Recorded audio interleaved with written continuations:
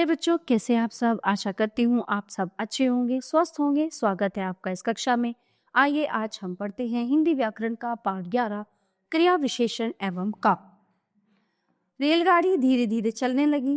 तेज दौड़ती कार से दुर्घटना हो गई। अचानक बादल घिर गए। मैं बहुत थक गया। इन वाक्यों में धीरे धीरे, तेज, अचानक व बहुत शब्द क्रिया की विशेषता बता रहे हैं। क्रिया की विशेषता बताने वाले शब्द क्रिया विशेषण कहलाते हैं। ठीक है। क्रिया विशेषण के भेद। क्रिया विशेषण 4 प्रकार के होते हैं: कालवाचक, रीतिवाचक, स्थानवाचक और परिमाणवाचक। ठीक है। तो 4 तरह के क्रिया विशेषण होते हैं। कालवाचक मतलब क्रिया का काल बताने वाले विशेषण, जैसे आज, कल, प्रतिदिन। ठीक है।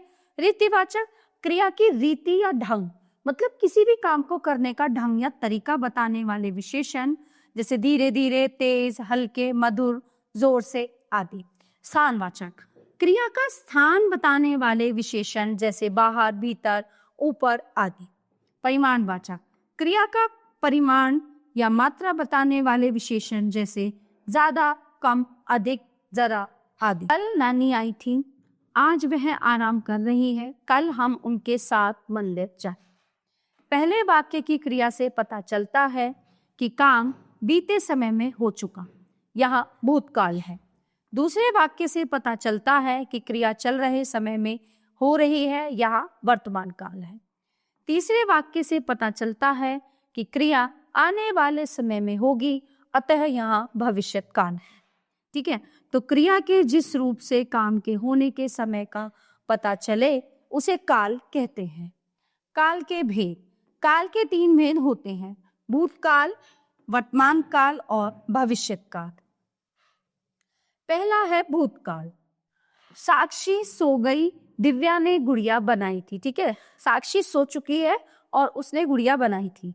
तो क्रिया के जिस रूप से कार्य के बीते समय में होने का बोध हो उसे भूतकाल कहते हैं। इन वाक्यों के अंत में प्राय था, थी, थे, ई, आ, ए आदि शब्द आते हैं। दूसरा है वर्तमान काल। सेविका फर्श पोंछ रही है, वो कर रही है अभी काम। शुचि विद्यालय जाती है। तो क्रिया के जिस रूप से कार्य के चल रहे समय में होने का पता चलता है, मतलब कार्य हो रहा है अभी, तो उसे वर्तमान काल कहते हैं। इसकी पहचान क्या है? इन वाक्यों के अंत में प्राय है, हूं, हो आदि शब्द आते हैं। ठीक है। तीसरा है भविष्यत काल। निखिल कल मंदिर जाएगा, माँ कल इडली बनाएं। ठीक है। तो क्रिया के जिस रूप से कार्य के आने वाले समय में होने का बोध होता है उसे भविष्यत काल कहते हैं। पहचान। इन वाक्यों के अंत में गा, गी, गे आदि शब्द आते हैं।